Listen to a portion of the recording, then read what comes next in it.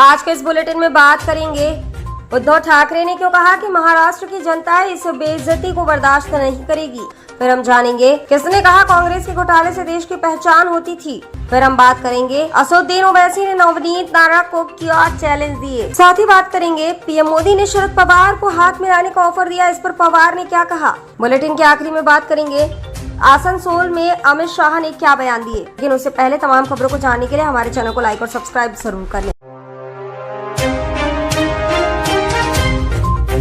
Jail से निकलने के बाद अरविंद केजरीवाल ने ईश्वर और जनता को धन्यवाद दिया। आज शनिवार को हनुमान मंदिर जाएंगे, फिर रोड शो करेंगे। हिरासत में कई लोग, हथियार हुए बरामद। मुंगेर में वोटिंग से पहले लखीसराय के होटलों में हुआ छापामारी। बीजेपी नेता देवराज गौड़ा को पुलिस ने प्रज्वल रेवन्ना यौन उत्पीड़न मामले में किया गिरफ्तार।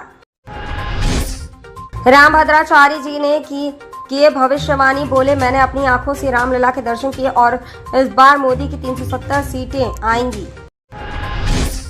दुष्यंत चौटाला की मां और जेजेपी उम्मीदवार नैना चौटाला पर कुछ लोगों ने किया पथराव। उन्हें तो कुछ नहीं हुआ पर 6 लोग हुए घायल।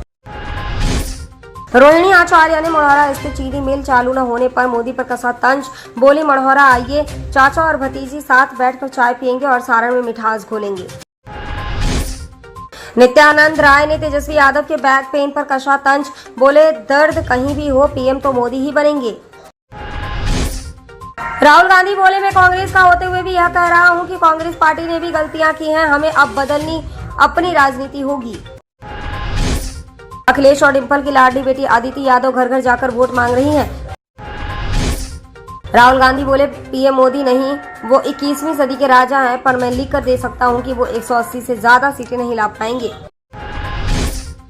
तो चलिए बढ़ते हैं बड़ी खबरों की ओर, मगर तमाम बड़ी खबरों को जानने से पहले हमारे चैनल को लाइक और सब्सक्राइब जरूर कर लें। पीएम मोदी ने उद्धव ठाकरे की पार्टी को नकली शिवसेना करार दिया था। इसके अलावा प्रधानमंत्री ने उद्धव को बाल ठाकरे का नकली पुत्र भी कहा था। इसके जवाब में ठाकरे ने कहा है कि महाराष्ट्र इस तरह की बेइज्जती को बर्दाश्त नहीं करेगा। उद्धव ने कहा कि पीएम मोदी ने महंगाई पर पूर्व प्रधानमंत्री मनमोहन सिंह पर निशाना साधा था, लेकिन अब इसी मुद्दे पर वह पीएम मोदी खामोश है। शिवसेना यूबीटी नेता ने कहा है कि पीएम मोदी गाय पर बात करते हैं लेकिन महंगाई पर कुछ नहीं बोलते हैं। उन्होंने कहा प्रधानमंत्री ने 2014-2019 के चुनावों में नामांकन के लिए मेरे हस्ताक्षर लिए थे। आज वह पीएम मोदी मुझे बाला साहब ठाकरे का नकली पुत्र और मेरी पार्टी को नकली शिवसेना कह रहे हैं। महाराष्ट्र में एक दूसरे का सम्मान करने का रिवाज है और यहाँ के लोग इस तरह की बेइज्जती बर्दाश्त नहीं करेंगे। शुक्रवार को मेजा विधानसभा के उर्वा स्थित मंडप गेस्ट हाउस में आयोजित भारतीय जनता पार्टी युवा मोर्चा की तरफ से आयोजित युवा सम्मेलन में युवाओं ने बढ़ चढ़कर हिस्सा लिया। रात 8 बजे युवा सम्मेलन में पहुंचे भाजयुमो के राष्ट्रीय अध्यक्ष तेजस्वी सूर्या को देख युवा मोर्चा के पदाधिकारियों ने भारत माता का जयकारा लगाया। युवा मोर्चा के पदाधिकारियों का जोश देख पार्टी के राष्ट्रीय अध्यक्ष तेजस्वी सूर्या गदगद दिखे। तेजस्वी सूर्या ने कहा कि 25 मई को होने वाला चुनाव पंचायत का चुनाव नहीं है, किसी एक जाति बिरादरी या संगठन का चुनाव नहीं है, यह विधायक का चुनाव नहीं है, यह चुनाव आने वाले 5 साल के लिए देश के प्रधानमंत्री चुनने का चुनाव है। इसलिए आप सभी लोग भाजपा के चुनाव चिन्ह कमल के फूल पर अपना मत कर प्रधानमंत्री नरेंद्र मोदी के हाथों को मजबूत बनाएं। इस दौरान उन्होंने कहा कि सन 2014 के पहले भारत की स्थिति आप देख सकते हैं, इसके बाद 10 वर्ष में भारत देश काफी आगे बढ़ा है। महाराष्ट्र के अमरावती लोकसभा सीट से बीजेपी उम्मीदवार नवनीत राणा और असदुद्दीन ओवैसी के बीच जुबानी जंग जारी है। नवनीत राणा के 15 सेकंड के बयान के बाद ओवैसी आक्रामक अंदाज में बीजेपी और नवनीत राणा पर जवाबी हमला बोल रहे हैं। शुक्रवार को एक चुनावी जनसभा में असदुद्दीन ओवैसी ने कहा 15 सेकंड कहते बोलो ना कहां पर आना है, मैं वहीं पर आता हूं। ऑल इंडिया मजलिस इत्तेहादुल मुस्लिमीन चीफ असदुद्दीन ओवैसी ने अपने भाषण में नवनीत राणा के साथ साथ बीजेपी पर भी निशाना साधा।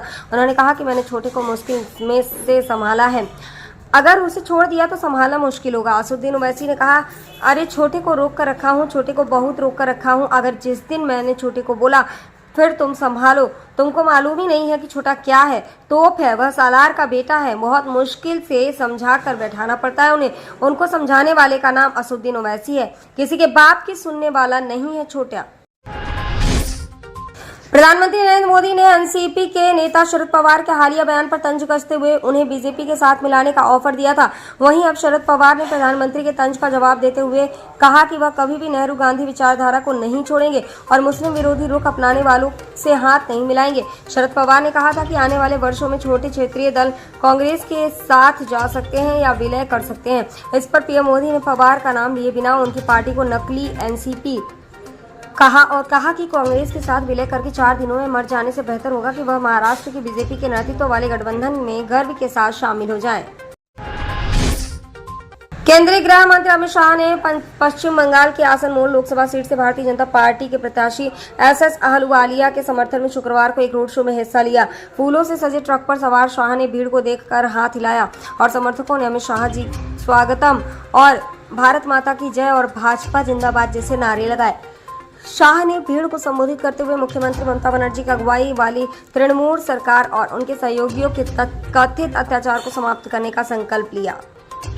उन्होंने कहा कि आपने ममता बनर्जी की अगुवाई वाली टीएमसी सरकार, उनके भतीजे अभिषेक बनर्जी और अन्य नेताओं का बहुत अत्याचार सह लिया।